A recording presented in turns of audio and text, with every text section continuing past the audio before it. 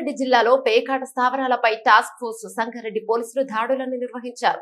ఈ దాడిలో మునిపల్లి మండలంలోని మేలా సంఘం గ్రామ శివారులో ఉన్న గడ్డమీడి శ్రీశైలం హోటల్ వెనుక భాగంలో గుట్టుచప్పుడు కాకుండా కొంతమంది మూడు ముక్కలాట ఆడుతున్నారన్న విశ్వసనీయ సమాచారంతో పోలీసులు దాడి చేశారు.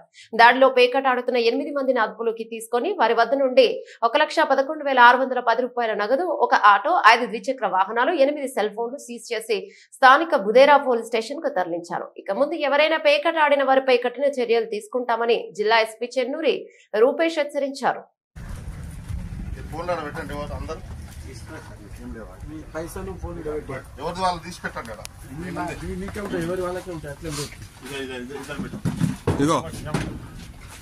తీసుకో కూర్చో కూర్చో లెక్క తర్వాత పెట్టాడు పెట్టు నువ్వు కూడా పెట్టుకో పెద్ద మనిషి బాబు నీ కూడా పెట్టుకో అక్కడ పెట్టు పెద్ద మనిషి ఎక్కడ అమ్మలోకి పెట్టుకో కూర్చో నీ అమ్మలోకి ఏమున్నాయి నువ్వు చెక్ చేసే అవసరం లేదు.